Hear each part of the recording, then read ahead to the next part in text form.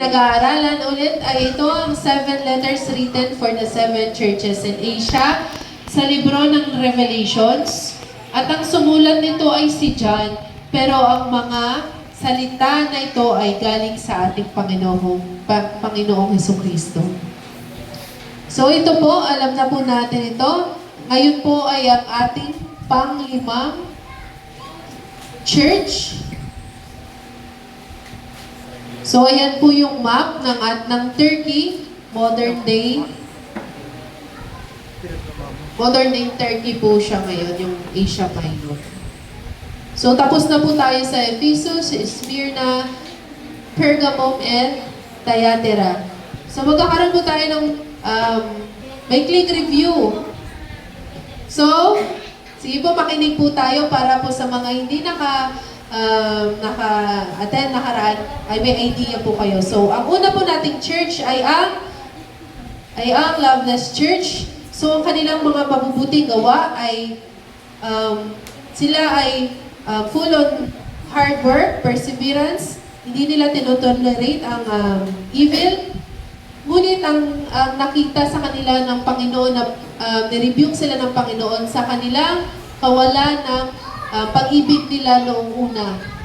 At ang advice ng Panginoon sa kanila ay mag-repent. At ang warning doon ay ang removal of lampstand or removal ng church nila sa harapan ng Panginoon. At ang reward po noon ay ibibigay sa kanila ang tree of life in paradise para makain nila ang bunga sa paradise. So, ang pangalawa ay ang Smyrna, ang persecuted church. Ang church na hindi mahirap, kundi mayaman. Mayaman at they are enduring persecution. Walang rebuke sa kanila ang Panginoon. Ang sabi lang ng Panginoon sa kanila ay maging faithful hanggang sa kamatayan. Wala ring warning. At ang reward sa kanila ay they will be given the crown of life and will not be hurt by the second death. Ang third church natin ay ang Pergamum, ang compromising church. They are holding fast Christ's name. They are not denying their faith, but may nagtuturo sa kanila ng mga false teachers sa kanilang simbahan. At ang counsel ng Panginoon ay repentance. At ang warning ng Panginoon ay war against them with the sword of Christ's mouth. And ang reward nila ay they will be given hidden manna and a white stone with a new name on it. So yung nakaraan po nating tinalakay ay yung church ng Thyatira, ang corrupt church. They are growing in love. They are evidence in deeds. Kumbaga, ang kanilang faith ay may mga good works. Ngunit, they lack of discernment and they tolerate false teachers. So, ang counsel ng Panginoon ay hold fast and keep Christ's works till the end. At ang warning ay ang divine judgment kung ano ang ginawa ng bawat isa. At ang reward nun ay they will be given the morning star, which is Jesus Christ, and authority over nations. Kasama ng magtatagumpay ang Panginoong Hesukristo sa rule over nations. So ngayong hapon na ito ay nasa panglima na tayong simbahan. Ang simbahan ng Sardis. So ang Sardis.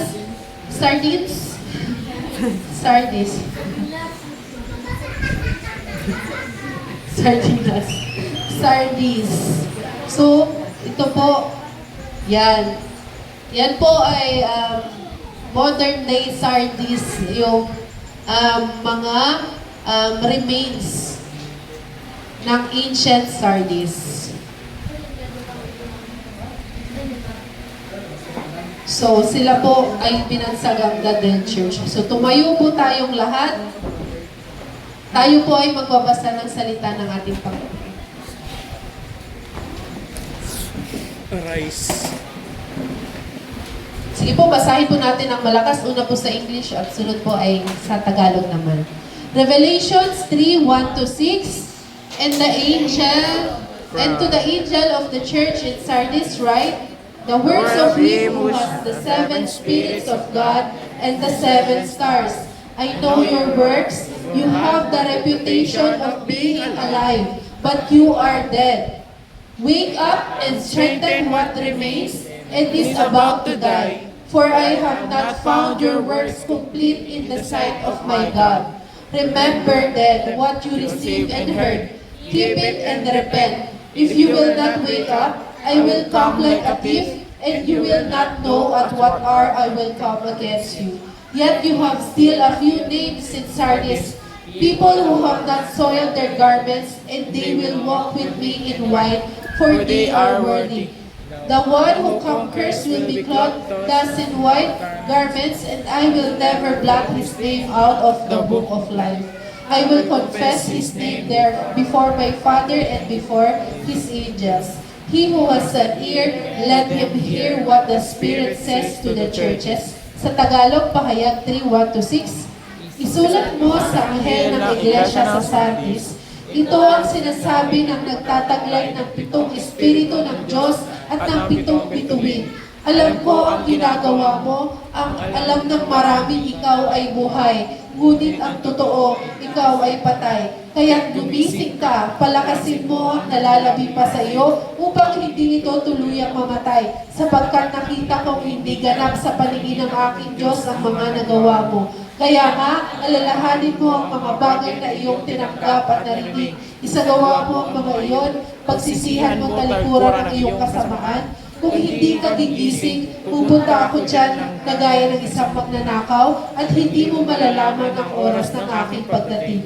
Ngunit may ilang sa inyo dyan sa Sardis na napanatiling walang dungis ang kanilang damit, kaya kasama ko silang maglalakad na nakasuot ng puting damit sapagkat sila ay karapat-dapat. Ang magtatagumpay ay dadamitan ng puti at hindi ko kailanman buburahin sa aklat ng buhay ang kanyang pangalan. Ikilalanin ko siya sa harap ng aking Ama at ng kanyang mga anghel. Ang lahat ng may pagdinig ay makinig sa sinasabi ng Espiritu sa mga iglesia. Pikit po natin ang ating mga mata. Panginoong Diyos, Panginoon, tunay na ikaw ay dakila sa lahat. Panginoon, tunay na ikaw ang pinakamataas sa lahat, pinakamakapangyarihan. Ikaw ang pinakabanal. Ikaw ang banal ng mga banal. Panginoon, marapat lang na sambahin namin ang iyong pangalan. Marapat lamang na dinggin namin ang iyong inuutos. Sundin namin, Lord God, kung ano ang nais mo, Lord God, at naniniwala kami na ito ay para sa aming kabutihan. Lord, nakikita mo ang aming mga puso, Panginoon, Lord. We humble down before you, Panginoon, sa aming mga pagkakasala. Panginoon, kami ay humihingi ng kapatawaran, Lord God, sa mga pagkakasalang alam namin at sa mga pagkakasalang hindi namin nalalaman, Panginoon. Lord, lift the burdens, Lord God, sa aming mga puso, Panginoon, Lord God. Tulungan mo kami, Panginoon, bigyan mo kami ng talino, ng wisdom, Panginoon, upang intindihin ang iyong salita, upang mai-apply namin ito sa aming mga sarili, upang makilatis namin ang aming sarili, upang mabago namin ito, Lord God, sa patungo, Lord God, sa kabanalan, Lord God, sa iyong kalugaran, na ikalulugod mo, Panginoon. Lord, naniniwala kami sa kapangyarihan ng iyong salita na ito, Lord God, ay tutusok, pupunit sa aming mga puso, Lord God, na makikita namin, Lord God, ang tunay na laman ng aming mga puso, makukorek namin, Lord God, ang mga laman nito na hindi naaayon sa iyo, Panginoon. Ngayong hapon, Panginoon, dinadalangin namin na ang salita mo ang mamutawi sa aming mga puso. Manamnam namin ito, Lord God, at hindi ito katulad, Lord God, ng buto na itinanim sa batuhan na lupa, Lord God, na maaagaw, Lord God, ng mga ibon, Lord God, bagkus ito ay may tatanim sa mga puso namin, Lord God, na may matabang lupa, Lord God, na ito ay lalago at ito ay magagamit naming sandata, Lord God, sa araw-araw naming pagsubok, Lord God, sa araw-araw naming pakikibaka, Lord God, upang ikaw ay sundin, Lord God, upang kami, Lord God, ay maging ilaw at asin, upang hindi kami matakot na ideklara na ikaw ang isang tunay na Diyos, ikaw lamang, ikaw ang daan, ikaw ang katotohanan, Lord God.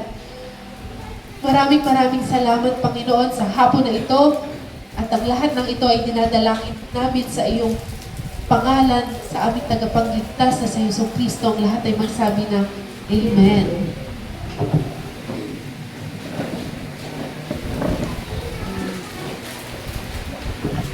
So, nakalima na po tayo, no? Malapit na po tayo sa dulo. 2 linggo na lang, matatapos na po natin ang 7 simbahan na ating tinatalakay. So, katulad ng ating ginagawa, tatalakayin po muna natin ang history po ng lugar na ito. So, ang Sardis po ay ang lahat po ng simbahan ay nasa modern day Turkey sa ngayon. At ang Sardis po ay capital po siya ng Kingdom of Lydia.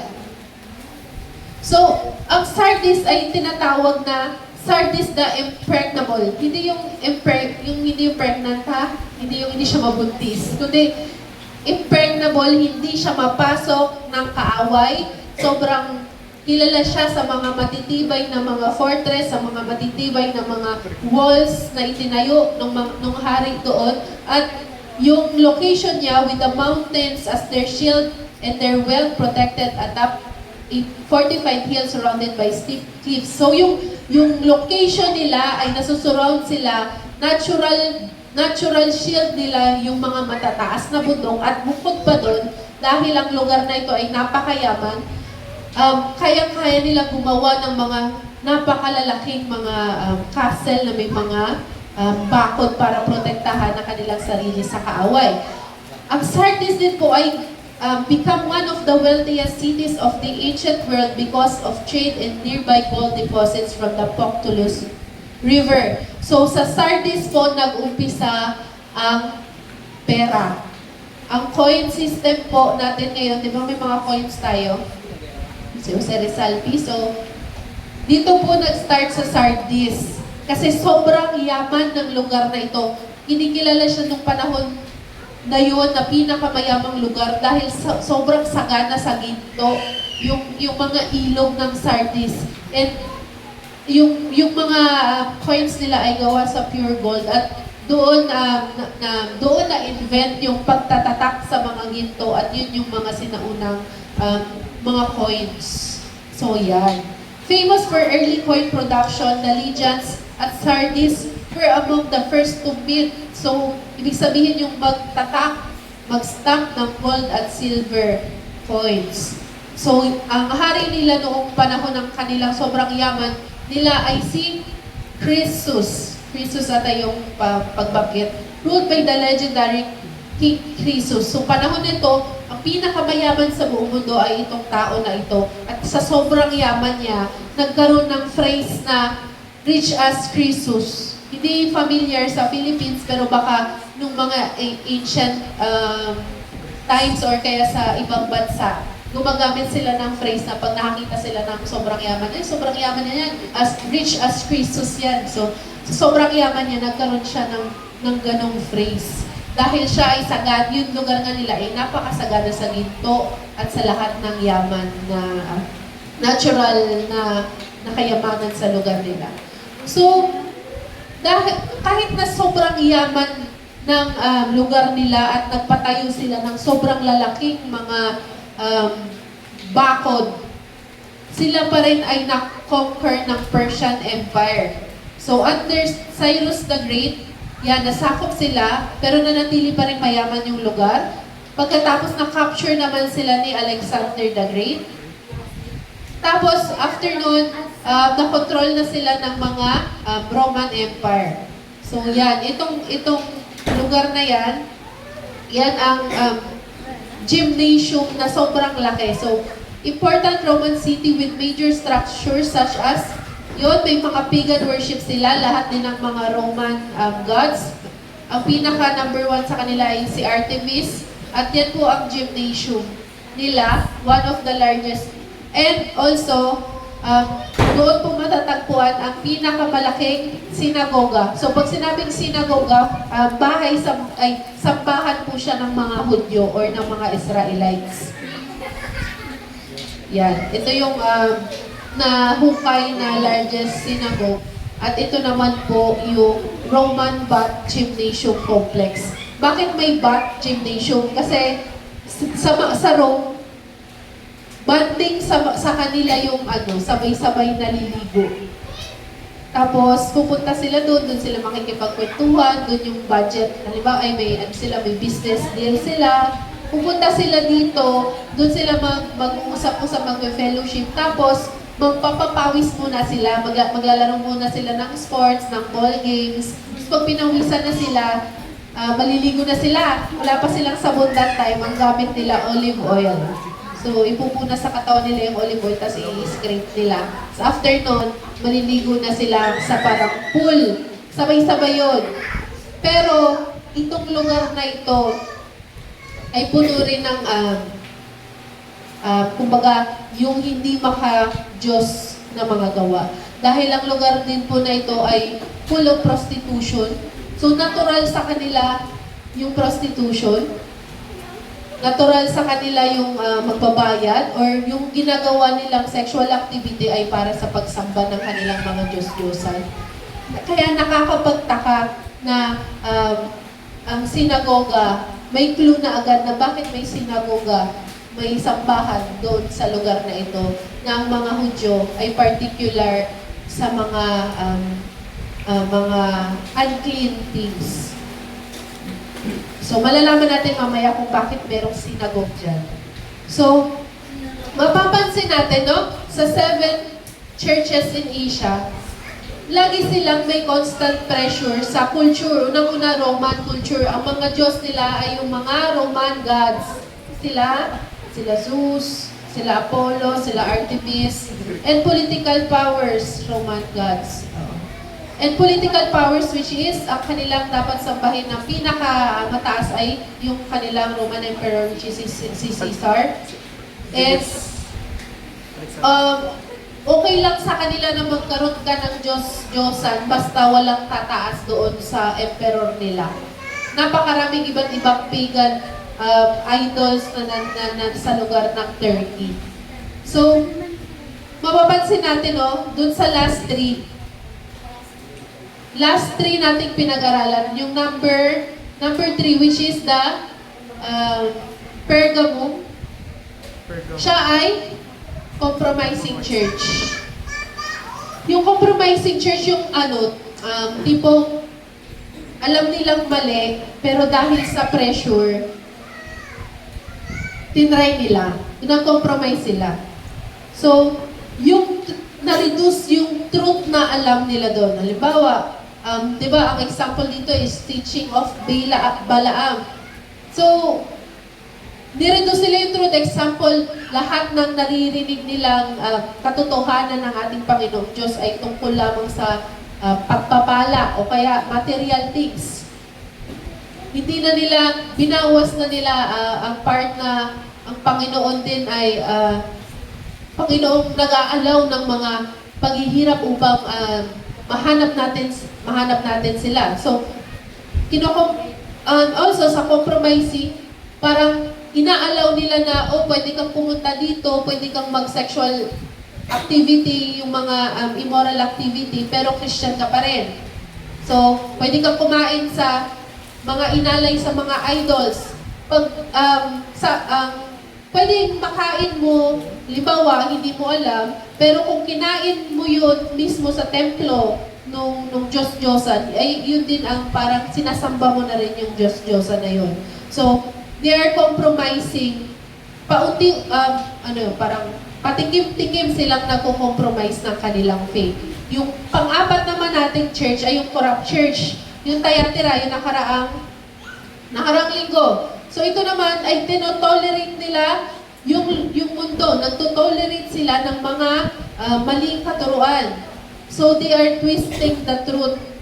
So sinasabi nila na, gano'n din, na yung katotohanan na alam nating mga Kristiyano ay tinitwist. Halimbawa, okay lang ang abortion, diba? Okay lang ang mga same-sex marriage. Tinitwist nila na ang Panginoon ay mabuti. Kaya mahal niya tayong lahat, pero natutwist ang truth na ang Panginoon din ay banal at ang Panginoon ay inutos yun at ayaw yun. So, yun. Ito namang pangatlo, kumbaga palala ng palala. Yung nagsisimula sa compromising, patikim-tikim sa kasalanan, hanggang inulit-ulit natin, tayo ay nakorap na sa ating, dahil inulit-ulit natin gawin, unti-unti na tayong nakorap. At ang pinaka-masaklap niyan ay baka tuluyan ng tumigas ang ating mga puso. at gustuhin na nating makiayon talaga totally sa mundo. Na gusto na lang natin na, sige, para wala ng away, kasi nag-aaway-away kung sino yung totoong Diyos. Para wala ng away, okay na lang yan, okay na lahat. 'Di ba? Para lang walang gulo, para lang makabagay sila sa Roman Empire, sa mga Roman gods. Pero, ang ginagawa nilang ito dahil nakakilala na sila ng tunay na kaalaman tungkol sa Panginoon. Kung tayo mga Kristiyano ay ganoon, ay pinapatay natin yung katotohanan ng ating pananampalataya. So, makikita natin yung pag-level up, no? Compromising, naging corrupt until naging patay. So, Christians that is getting along with the world kills the message of truth about Jesus. Ano ba yung truth about Jesus? Okay lang ba na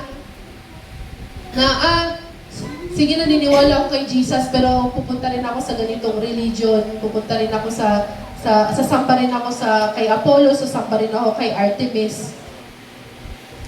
Which is hindi. Dahil, ano ang sabi? Kumbaga, ang mga unbelievers or ibang mga religions, pag sinabi mo na, ako nananampalataya ako kay Yesu Cristo, okay lang sa kanila, di ba? Parang, hindi kanila gagalawin. Pero pag sinabi mo na lahat ng iba na yun ay mali at ang tunay lang ang Panginoong Yesu Cristo, doon na sila aangal. Pag sinabi mo na the only way, the only path ay si Jesus lang, talagang mape-persecute ka nila. Pero pagka pinantay mo lang si Jesus sa mga Diyos-Diyosa nila, okay lang. So ano nga ba ang truth na ating alam, no? So ang gospel ay, ang ibig sabihin niya ay good news. So review, tayong mga nakaalam na, di ba alam natin, kailangan una nating malaman na tayong mga tao ay lahat ay makasalanan at ang kasalanan ay ang naghihiwalay sa atin sa Panginoon. Dahil originally, tayo ay dinesign upang makasama ang Panginoon, pero dahil sa kasalanan, tayo ay nahiwalay sa Panginoon. At tayo ay hindi natin kayang iligtas ang sarili natin, kaya pinadala ng Diyos ang kanyang anak na si Jesu Cristo out of His grace and love. And anyone can be forgiven and reconciled to God simply by repenting and putting their faith in Jesus Christ as their Lord and Savior. So tayong mga tunay na mananampalataya kay Jesu Cristo, naninindigan tayo na si Jesus lang ang tunay na daan. Kapag ba tayo na-pressure tayo, halimbawa sa klase natin, sa opisina natin, iba-iba tayo ng religion.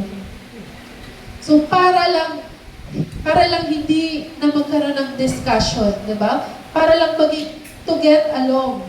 Minsan, binababaan natin yung yung paninindigan natin, or minsan talagang hindi tayo nagsasalita.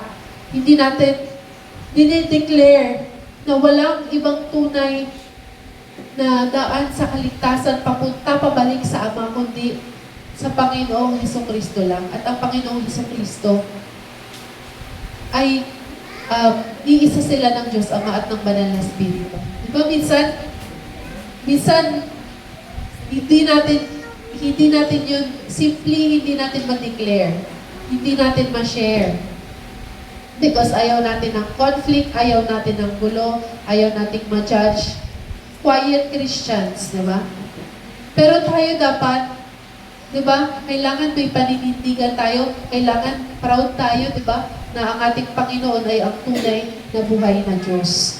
Dahil sabi sa Bible, di ba, kung itatanggi mo ako, itatanggi rin kita pagdating ng araw na makaharap na natin ang Diyos Ama. So, sa John 14:6, di ba? I am the way, the truth, and the life. No one comes to the Father except through me. So, ang mga early Christians na to, dahil hindi nga alam sa Roman Empire kung ano yung religion na to, kasi ang alam lang nila is yung sa mga Hudyo, Judaism, hindi nila alam kung ano yung Christian, at kung ano yung akala nila iisa, pero unti-unti nilang na-discover na iba pala yung katuruan ng mga Jews dito sa mga Christian na ito. So, unti-unti na rin silang nape-persecute. So, sa Sardis, kung sa nakaraan nating Thyatira, pag nalaman na Christian ka ay maaari kang patayin dito sa Sardis, dahil napakayaman ng lugar na ito, kung meron kang pinagkakabuhayan. Kasi uso sa mga lugar na to, yung guild, kumbaga samahan or grupo, iba grupo ng gumagawa ng golds, grupo ng gumagawa ng mga metals, grupo ng mga ganito, may asosasyon. So, sa mga association na yon, may mga meetings sila. At sa mga meetings na yon, hindi doon sila nag-meet sa mga templo ng mga Diyos-Diyosan. At yung mga businessman ng mga Christian, kung gusto nilang mapanatili yung kanilang business, a-attend din sila doon sa templo ng Diyos-Diyosan, which is kung pupunta sila, mako-compromise nila yung faith nila, pero kung hindi sila pupunta, mako-compromise naman nila yung source of income nila. So, sabi dito, unahin muna natin yung mga nakitang mabuti sa simbahan na ito. So, mag-jump tayo sa verse 4. Yet you have still a few names in Sardis, people who have not soiled their garments, and they will walk with me in white, for they are worthy. So, ang mabuting side dito sa church ng Sardis ay may mga iilang natira. May iilang natirang pure at loyal sa kanilang pananampalataya kay Jesus Christ. Pero ito na ang kanilang rebuke.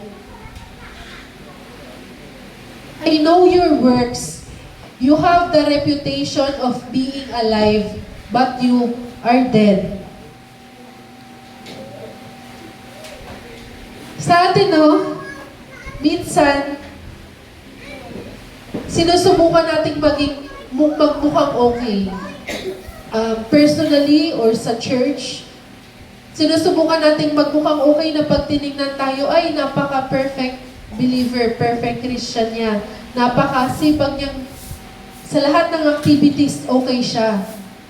May reputasyon siya as a good person, as a good Christian. Pero sabi ng Panginoon, you have a reputation of being alive, but deep inside you are dead. So sapul na naman, napakasakit na rebuke. So sinasabi dito na ang Sardis Church daw ay Christian sa pangalan lamang. Marereflect po ba natin yan sa sarili natin? Minsan, baka Christian lang pala tayo sa pangalan, baka Christian lang tayo sa religion, baka Christian lang tayo pag may finifill upan tayong forms. Pero pagdating kung ipaglalaban na natin yung pananampalataya natin na si Jesus lang ang tunay na daan at siya ang anak ng Diyos, baka hindi pala tayo Christian sa part na yon. By all appearances, the church in Sardis was a vibrant, effective powerhouse. So kung sa simbahan ngayon, sa modern day, napakaganda ng simbahan, napaka-kompleto, napakadaming activity, napaka-powerful tingnan or marinig. Pero inside, they are lifeless. So ano bang ibig sabihin ng lifeless? Ano ba yung patay doon sa Sardis? So basahin natin sa Matthew 23:27. Itinulan ito sa mga Pariseo na teacher ang mga Pariseo para silang sekta ng Judaism. So alam nilang katuruan, alam nila ang salita ng Diyos. Pero ito ang sinabi ng Panginoon sa kanila. Kahabag-habag kayo, mga tagapagturo ng kautusan at mga Pariseo, mga mapagkunwari. Ang katulad ninyo'y mga libingang pinaputi, magaganda sa labas, ngunit ang loob ay bulok at puno ng kalansay. Ganyan kayo. Sa paningin ng tao'y mabubuti, ngunit ang totoo'y punong-puno kayo ng pagkukunwari at kasamaan. So, tunay talaga na ang word ng Panginoon ay double-edged sword. Kasi mapapatingin tayo sa sarili natin na, Lord, malinis lang ba ako tignan? Pag tinignan ako, uy, mukhang ang bait ni Pastora. Uy, mukhang ang bait ni Pastor. Uy, grabe. Yung church nila, sobrang daming activities, sobrang daming discipleship, sobrang daming program, sobrang ganda ng simbahan, sobrang ganda pakinggan ng worship. Pero nakikita na hindi natin maluloko ang Panginoon. Maluloko natin ang sarili natin, maluloko natin ang kapwa natin, pero hindi natin maluloko ang Panginoon. Minsan nga di natin alam kadalasan hindi natin alam kung ano yung tunay na sa loob natin. Kaya sinasabi to ng Panginoon, maganda ka tignan, maganda ka pakinggan, makulay ka, extravagant ka, pero kalansay ka sa loob. So hindi ito para magturo, no? Hindi ito para magturo, ay na yung church na yun, mukha lang pala yung successful, pero hindi. Ito ay para sa ating mga sarili. Kasi baka gumagawa tayo ng para sa Diyos, pero tayo ay walang relasyon sa Diyos. Anong sabi sa James? Ang evidence ng tunay na faith ay by good works. Good works na magsaserve sa kapwa, good works na may pakialam sa kapwa, may tunay na pagmamahal sa kapwa. Hindi yung works na para lang sa mata, yung works na para lang magmukha kang mabuti pero hindi ka tunay na mabuti. So ito ay para kilatisin natin talaga ang ating mga puso. Sabi pa sa 2 Timoteo 3:5, sila'y may anyo ng pagiging makadiyos, ngunit hindi naman nakikita ang kapangyarihan nito sa kanilang pamumuhay. Ouch! Iwasan mo ang ganyang uri ng mga tao, di ba? Napaka sakit na kung tayo ay Christian tapos inilagay tayo ng Panginoon sa lugar para maging liwanag, para maging ilaw at asin. Pero tayo pa yung nangunguna para sila'y ma-discourage.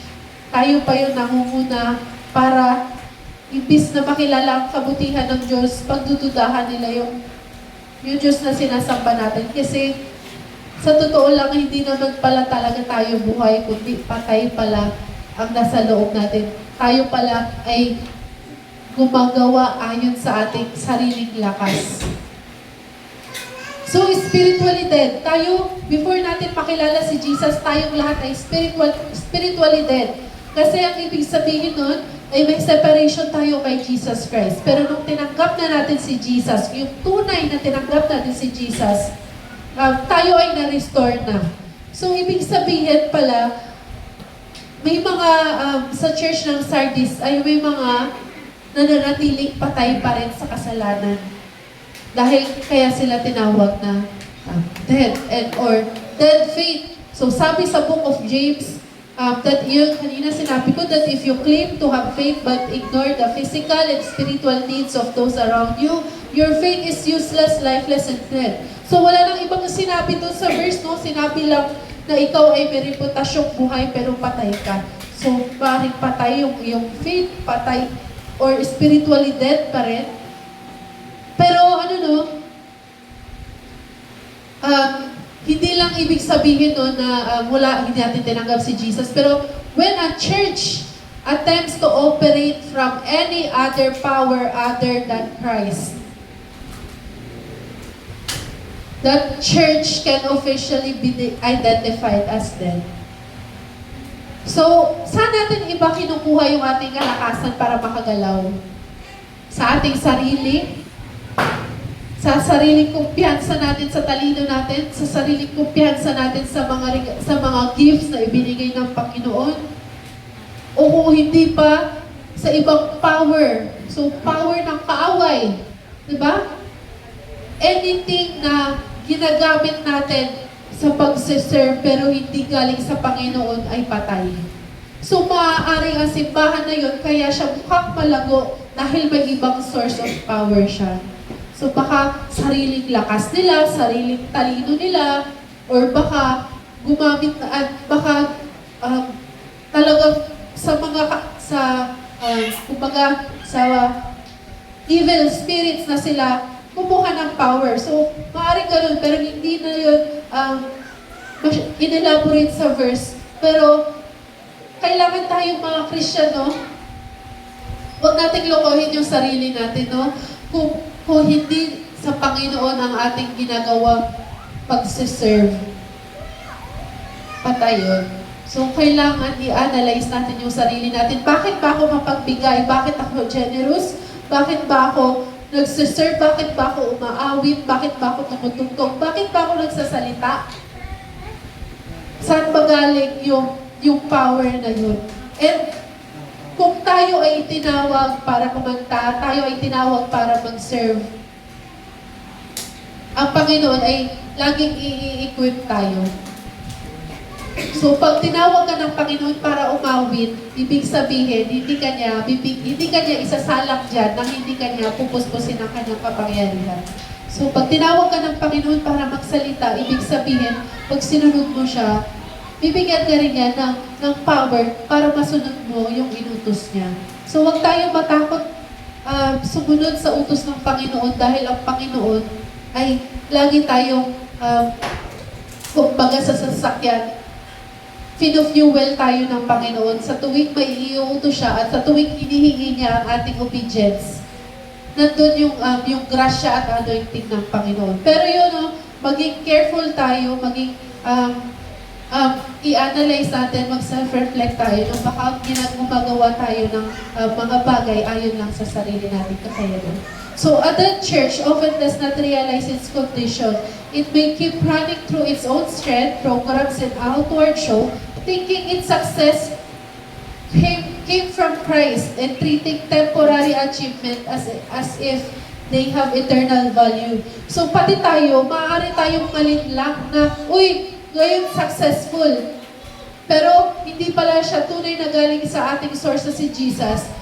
Temporary lang ang achievements na yun at wala yung count sa ating eternal pagdating natin sa heaven. So, para matulungan tayo mag-isip, kung sa ating pagsa-self-reflect, tanong natin to sa ating sarili. Are we more concerned with boosting our own image than God?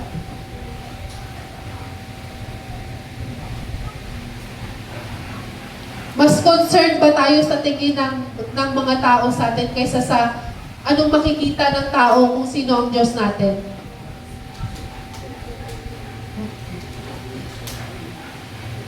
So, do we leave Christ's agenda unfinished to pursue our own?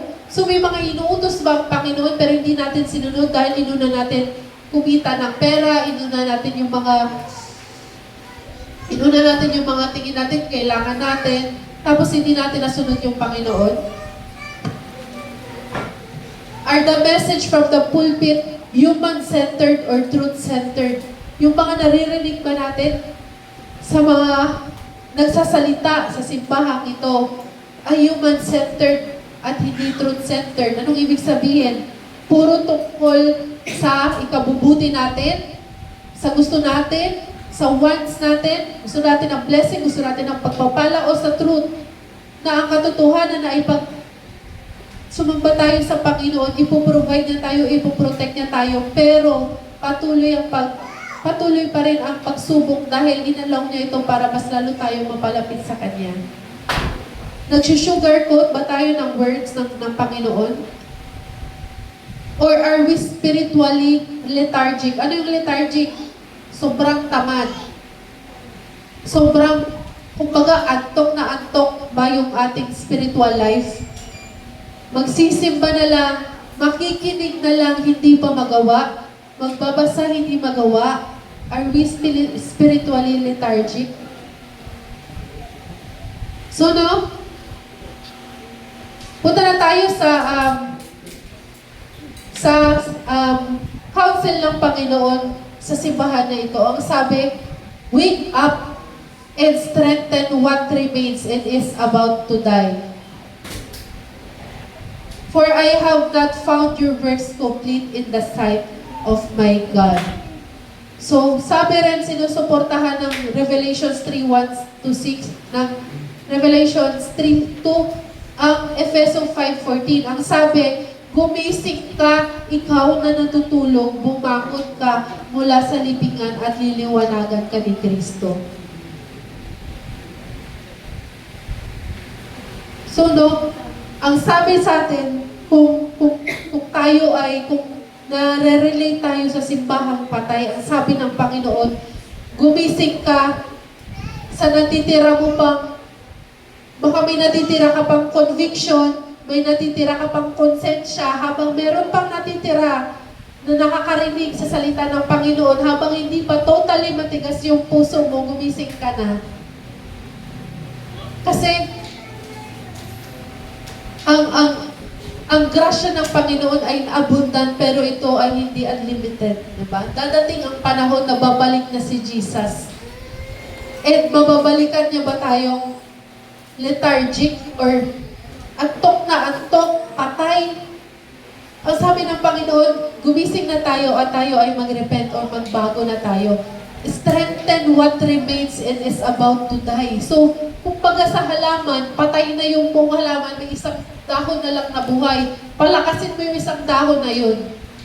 Patubuin mo ulit, baka sa sarili natin hindi pa, kaya pang buhayin. So, huwag tayo mawala ng pag-asa, no? Hanggat tinatamaan tayo sa salita ng Panginoon, hanggat nakakarinig tayo sa salita ng Panginoon, bumalik tayo sa Lord, no?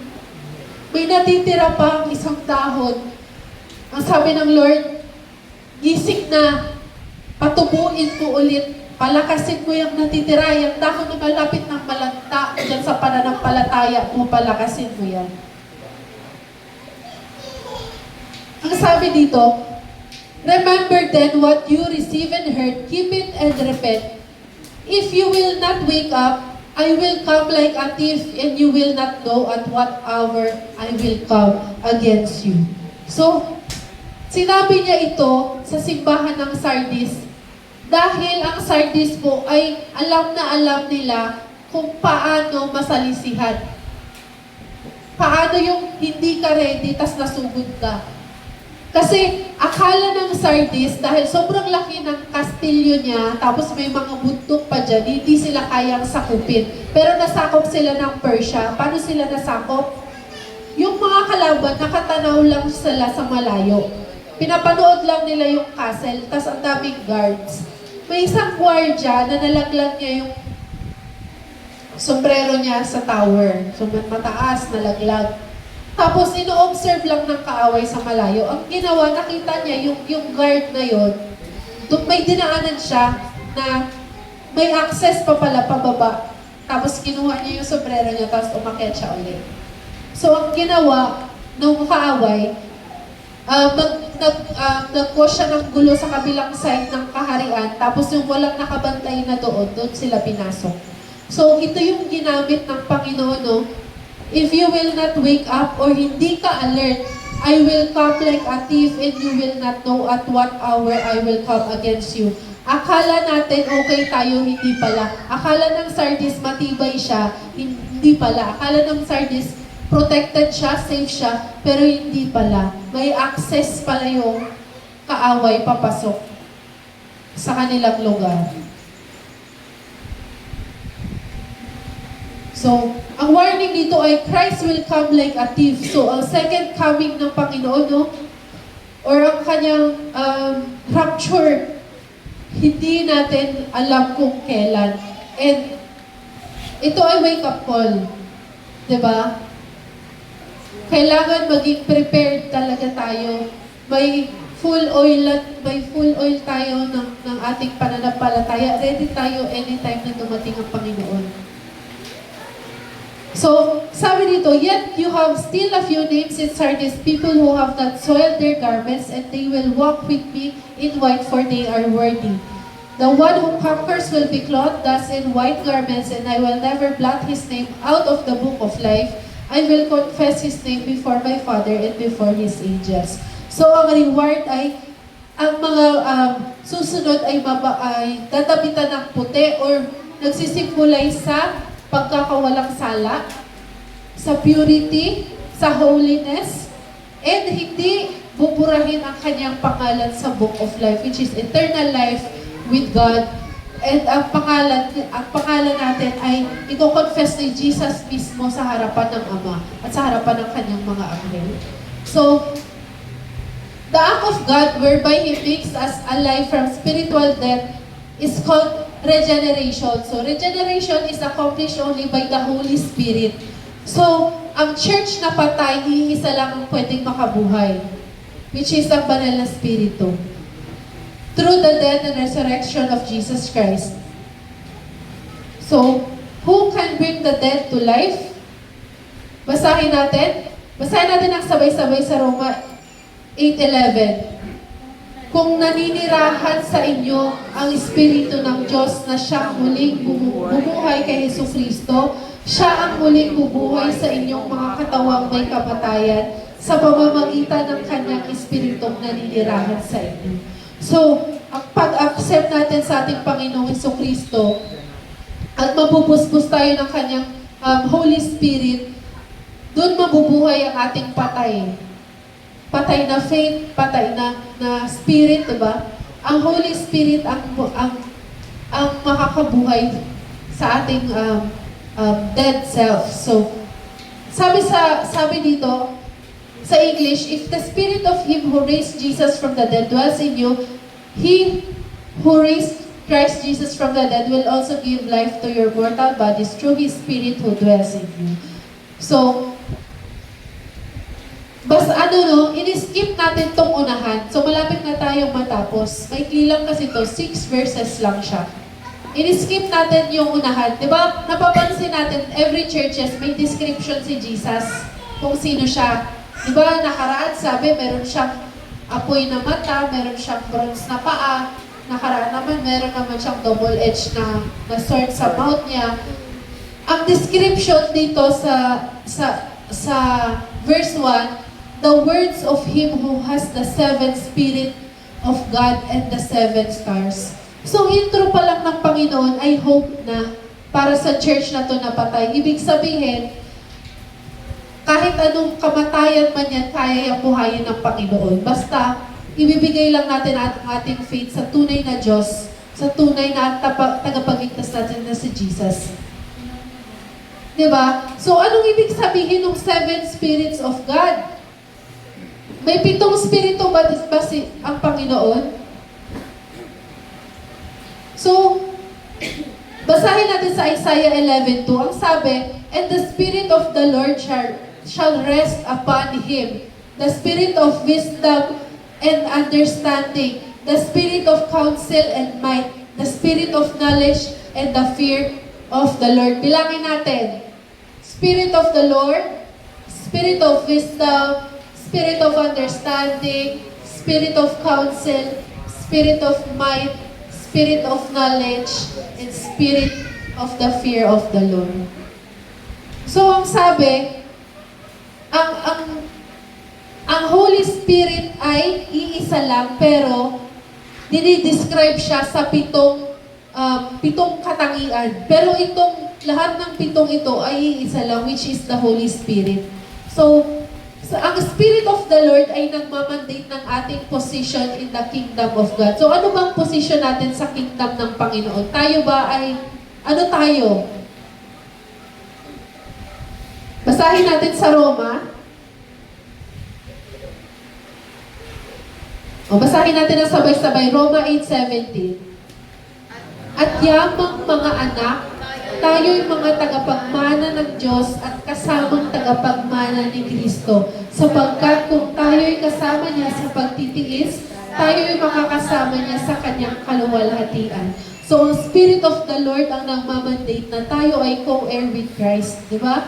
Tayo ay mga naging anak na rin ng Panginoon, ng Ama. Ang Spirit of Wisdom naman ang nagbibigay sa atin ng kakayanan para sa ating position, which is bilang anak ng Diyos. Ang Spirit of Wisdom ang nagbibigay sa atin ng kakailanganin natin. Ang Spirit of Understanding ang nagtuturo paano natin maiintindihan, paano natin i-apply.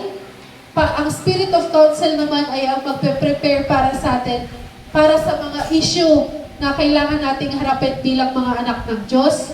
Ang Spirit of Power ang nagre-reveal ng power and dominion of God. So tayo ay authorized, God has given us authority, di ba? Bilang kanyang mga anak. And the Spirit of knowledge teaches and shows us how to access God's knowledge. At ang Spirit of the fear of the Lord ay ang nagdadala sa atin sa accountability para sa ating position. So bilang mga anak ng Diyos at mga kapwa, co-heir with Christ, no? Meron tayong accountability sa pagiging sa pagiging anak ng Diyos, di ba? Yun yung, ang spirit of the fear of the Lord, ang gigising sa atin na nakikita ng Lord yung ginagawa natin, na kailangan natin ng obedience, di ba? So, describe lang yan dito bilang 7 Spirit of God. The 7 Spirits of God are not 7 different spirits. They are the one Spirit of God, intensified 7 times in Revelation, because the church had become weak and corrupted. So, alam ng Panginoon na patay yung simbahan na yun, pero introduction pa lang nagbigay na siya ng pag-asa na kung nasa loob natin ang Holy Spirit ng Panginoon ay bubuhayin tayo ng Panginoong Diyos. So like a lamp turned brighter in darkness, the Spirit shines more strongly to overcome the church degradation. So, mas madilim, mas nagliliwanag ang kapangyarihan ng Holy Spirit. So, the act of God whereby He makes us alive from spiritual death, ito na yung kanina. So,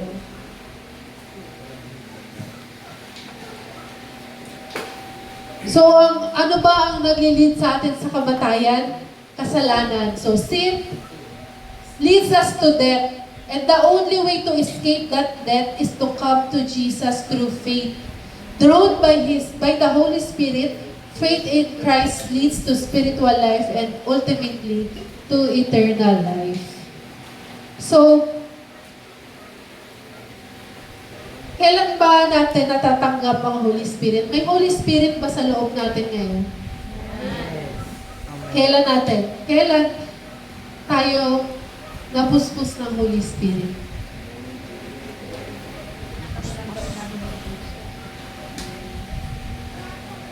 Basahin natin ng malakas sa Ephesians 1:13 to 14. 1 to 3. And now you Gentiles have also heard the truth, the good news that God saves you, and when you believe in Christ, He identified you as His own by giving you the Holy Spirit whom He promised long ago. So pag tinanggap natin si Jesus, tayo ay Kanyang pinupuspos ng Kanyang Holy Spirit. Pero, hindi natin pwedeng i-grieve ang Holy Spirit. Nasa atin na, nung tinanggap na natin si Jesus, nasa atin na yung Holy Spirit, pero patuloy pa rin tayo sa pagkakasala.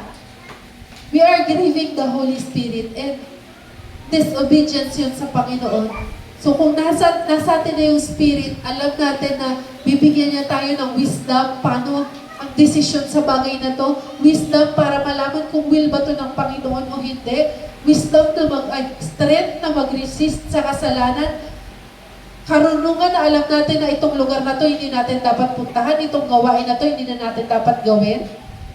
So, wala tayong palusot sa pag-obey dahil tayo ay puspos ng banal na Espiritu. And huwag nating baliwalain yung salvation na ating natanggap. So, the Spirit is God's guarantee that He will give us the inheritance He promised and that He has purchased us to be His own people. He did this so we would praise and glorify Him. So, ibig sabihin, no? Bakit kaya tinawag na patay yung simbahan na yun, no? Tunay ba talaga silang nakakilala kay Jesus? Tinalikuran ba nila yung katotohanan? O hindi pa talaga nila tunay na tanggap ang tunay na mensahe ng good news o ng kabutihan ng Panginoon.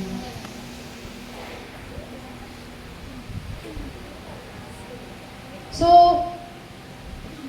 lahat naman ng simbahan na ito ay isinulat, naniniwala ako, hindi dahil para ako sahat tayo, kundi para ma-identify natin yung sarili natin kung saan tayo doon tumutugma. Kasi ang Panginoon, ipinakita niya yung mga kasalanan, yung mga rebuke, pero hindi siya nagkulang sa counsel o hindi siya nagkulang kung ano ang dapat gawin. At karamihan sa counsel ng Panginoon doon ay repentance. Pagbabago, pagkapit, pagiging matatag hanggang dulo. So, hanggang doon lang tayo, no? Kumbaga,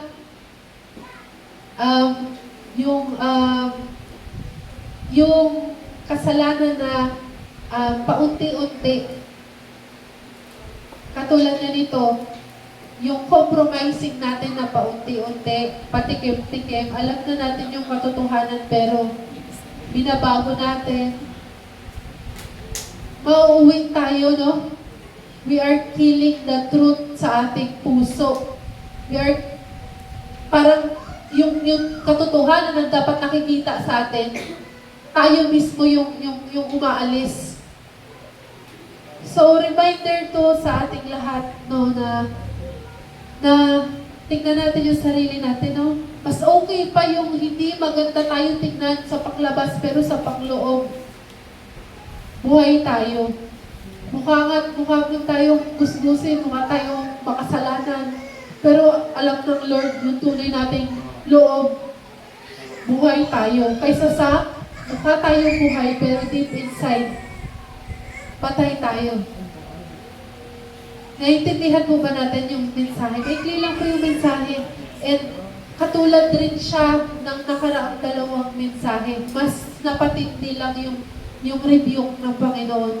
Pero yun nga, ang rebuke ng Panginoon ay hindi para lang sabihin niya, kundi para baguhin natin. Dahil ang libro na ito ay Revelation, kumbaga malapit na yung pagdating ng Panginoon. Lagi niyang sinasabing, baka bumalik ako nang hindi ka handa. Gusto ng Panginoon maging handa tayo. Kasi, kung walang pakialam yung Panginoon sa atin, hindi niya na tayo warning at babalik na lang siya, bahala na kayo. Bahala na kayo kung handa kayo o hindi. Bahala kayo kung tulog kayo. Bahala kayo kung patay kayo. Babalik ako at huhusgahan kayo sa kung anong ginawa niyo. Pero hindi. Ang Panginoon, paulit-ulit siyang nagre-remind sa atin na anak, hanggat may unti pang natitira dyan sa'yo na pananampalataya, paluguin mo pa yan. And hindi yan lalago kung patuloy natin inuulit-ulit yung mga kasalanan na hindi natin kayang bitawan. Remember, repentance is change of heart, change of mind, and change sa ating mga ginagawa. So, ang mensahe ngayon, no, maging matibay tayo sa pananampalataya na si Jesus lang ang tanging daan. Maging confident tayo na siya ang tunay na Diyos, siya ang tunay na tagapagligtas. Kilatisin natin ang ating sarili na hindi natin aatupagin, magmukhang banal, magmukhang mabuti. Nakakalimutan na natin yung quiet time natin sa Lord. Nakakalimutan natin yung personal relationship natin sa Lord. Pagkatok natin sa Panginoon, sasabihin ng Lord, hindi niya tayo kilala. Kasi active lang pala tayo sa gawain, pero yung personal relationship sa Kanya, wala pala. So, tinatawagan ko po ang ating music ministry, no, na bawi tayo ng ating response song. At pag nilay-nilayan natin yung ating natutunan ngayong hapon, pare-parehas po tayo na-bless at natamaan sa salita ng ating Panginoon. Patayin ka naman.